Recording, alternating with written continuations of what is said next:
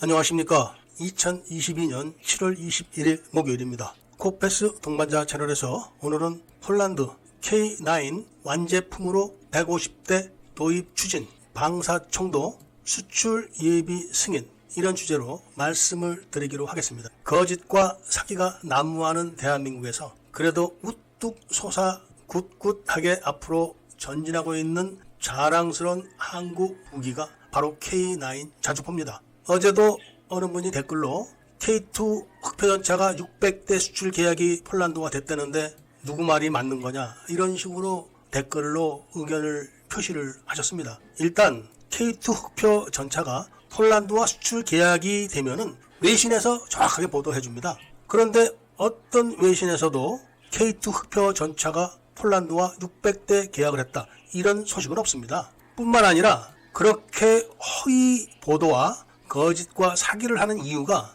주가 조작 때문에 그런 게 아닌가 하는 생각을 이제는 안 할 수가 없습니다. 모든 언론에서 폴란드가 180대 전차를 도입하길 원한다, 이렇게 이야기를 했을 때 K2 3차 생산분 180대를 주면 된다, 이렇게 이야기를 했었습니다. 그리고 모든 언론들은 K2 3차 생산 대수가 몇 대다, 이런 보도를 안 합니다. 그냥 3차 생산을 결정했다, 이렇게만 보도를 하고 유튜브를 통해서 180대다, 이렇게 계속 거짓 방송들을 하게 만든 겁니다. 그런데 K2 3차 생산 대수는 54대입니다. 그리고 엔진은 두산 걸로 쓰지만 기어를 어느 걸로 사용할지는 아직 결정도 나지 않았습니다. 그런데 이게 180대로 둔갑되어 있는 겁니다.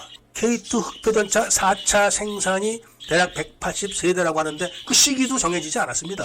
그럼에도 불구하고 국방부와 방사청에서 3차 생산분 180대를 육군과 협의를 해서 폴란드에 먼저 주는 걸로 합의를 했다, 이런 거짓 보도까지 했습니다. 그러니까 K2 흑표전차와 FA-50 경전투기는 아직 수출에 대한 정확한 접근이 되어 있지 않습니다. FA-50에 대한 이야기는 코페스 TV를 통해서 오늘 말씀드릴 예정입니다. 이렇게 온갖 거짓과 사기, 협잡으로 수출이 됐다는 K2 흑표전차와 달리 그저 아무 말 없이 K9 자주포는 150대를 폴란드가 완제품으로 도입을 하기로 결정을 했다, 이런 보도가 폴란드에서 나왔습니다. 폴란드 언론으로 보도가 된 겁니다. 그리고 이런 보도가 나오기 이전에 방사청에서는 이미 K9에 대한 수출 예비 승인했었습니다. 그런데 이것이 어떻게 해서 폴란드 언론들이 보도를 하게 되냐면은, 폴란드는 구소련 때 소련의 위성국가였다가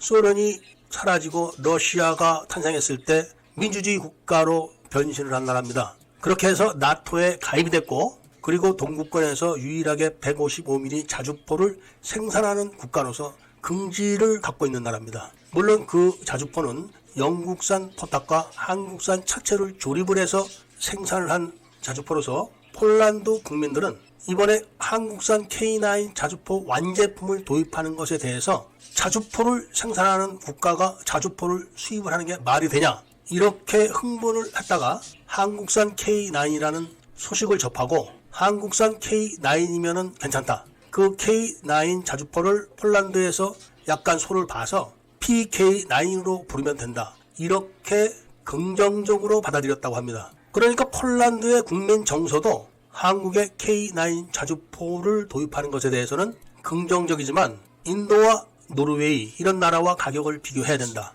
이렇게 국방부에 질의를 했지만 국방부는 아무런 대답을 안 하고 있다고 합니다.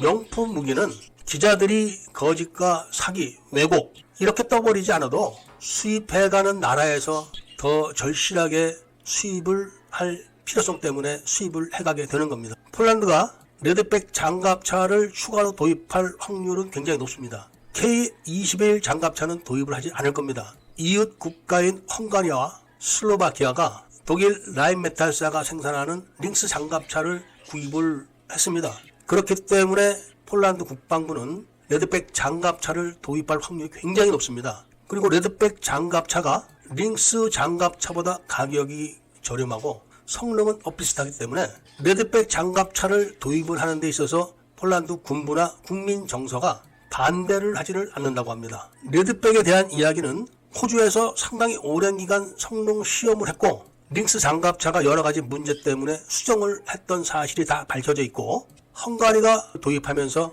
대전차 미사일에 대한 조립이 어렵고 에러가 발생한다는 사실을 이미 폴란드는 알고 있기 때문에 성능에 아무런 문제가 발견되지 않은 레드백 장갑차를 선택할 확률이 굉장히 높다고 전해지고 있습니다. 명품 무기는 기자들을 동원해서 역할을 분담해서 여기서 거짓말, 저기서 사기, 이런 행위를 하지 않아도 다 수출이 잘 된다, 이런 말씀을 드리면서 오늘 이야기를 마치고자 합니다. 애국 시민들과 밀매분들께서는 구독을 꼭 해주시고 좋아요와 알림 설정을 부탁드리면서 이야기를 들어주셔서 감사드립니다.